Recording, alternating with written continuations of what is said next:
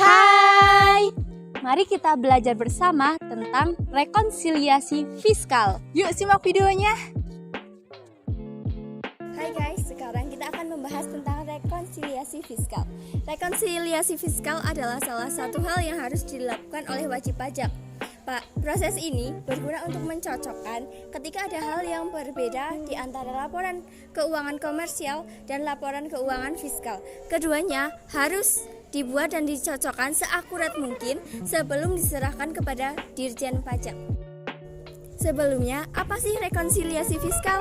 Rekonsiliasi fiskal adalah salah satu cara untuk mencocokkan beberapa perbedaan yang terdapat pada laporan keuangan komersial yang telah disusun sesuai dengan sistem akuntansi keuangan dan dengan laporan keuangan yang telah disusun sesuai dengan penyusunan sistem fiskal.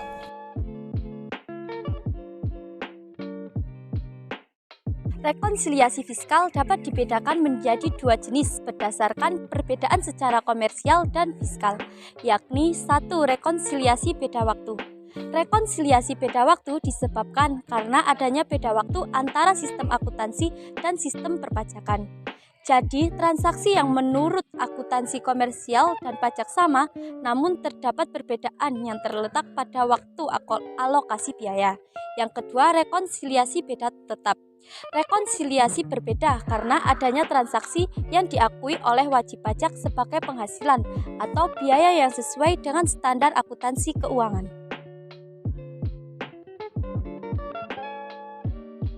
Sebagai metode atau cara untuk mengetahui beberapa perbedaan laporan keuangan, rekonsiliasi fiskal mempunyai beberapa tujuan loh.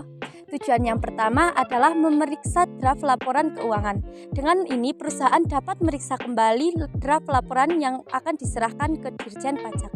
Yang kedua, meminimalisir terjadinya kesalahan perhitungan pajak.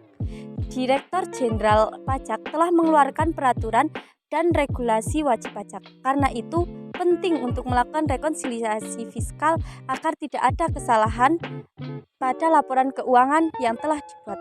Yang ketiga, meminimalisir nominal angka yang salah sehingga menyebabkan kerugian yang fatal bagi perusahaan. Dalam rekonsiliasi fiskal dibagi menjadi dua koreksi, yaitu yang pertama koreksi fiskal negatif dan yang kedua adalah koreksi fiskal positif. Jadi yang pertama kita akan membahas tentang koreksi fiskal yang negatif.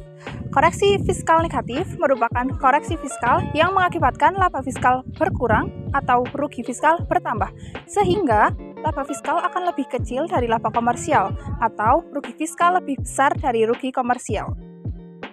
Koreksi negatif biasanya disebabkan oleh beberapa hal seperti berikut. Yang pertama adalah adanya perbedaan komersial di bawah kebijakan. Yang kedua adalah penghasilan yang dikenakan PPh final, dan yang ketiga yaitu penghasilan yang tidak termasuk objek pajak namun termasuk dalam peredaran usaha penyusutan fiskal negatif lain. Yang kedua, kita akan membahas tentang koreksi fiskal positif. Koreksi fiskal positif merupakan koreksi positif yang mengakibatkan laba fiskal bertambah atau rugi fiskal berkurang, sehingga laba fiskal menjadi lebih besar dari laba komersial atau rugi fiskal lebih kecil dari rugi komersial. Umumnya, koreksi positif dapat disebabkan oleh beberapa faktor, yaitu yang pertama, biaya yang dibebankan untuk kepentingan pribadi wajib pajak. Yang kedua, penggantian atau ketidakseimbangan sehubungan dengan pekerjaan atau jasa. Yang ketiga adalah dana cadangan. Yang keempat adalah jumlah melebihi pelajaran yang diberikan kepada pihak yang memiliki hubungan dengan pekerjaan yang dilakukan. Yang kelima adalah pajak penghasilan. Yang keenam adalah harta yang dihibahkan. Ketujuh adalah gaji yang diberikan kepada pemilik. Dan yang kedelapan adalah sanksi administrasi. Tahapan dalam rekonsiliasi fiskal. Adapun langkah-langkah yang perlu dicapai dalam upaya melakukan rekonsiliasi fiskal adalah: pertama, mengenal terlebih dahulu penyesuaian fiskal yang diperlukan. Yang kedua, elemen-elemen penyesuaian untuk menentukan pengaruhnya terhadap laba usaha kena pajak.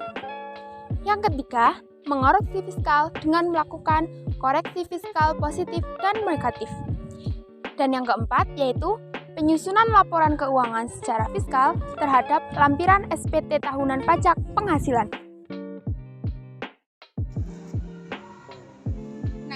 Sekian penjelasan dari kelompok kami.